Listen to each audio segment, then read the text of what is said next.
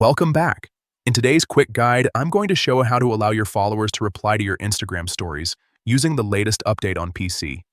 If you've noticed that people can't respond to your stories, don't worry, this setting is easy to fix once you know where to look. Let's jump right into it. First, go ahead and open the Instagram app on your PC.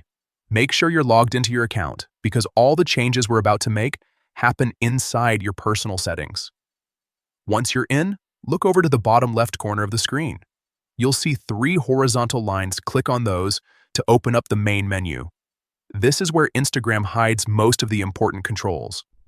From that menu, go into Settings. After opening Settings, find and click on Messages and Story Replies. This section controls how people can interact with you through messages and stories, so it's exactly where we need to be.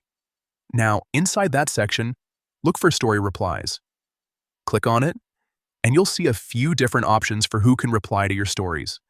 To allow replies from your audience, select people you follow. This means that anyone you follow will be able to respond to your stories directly.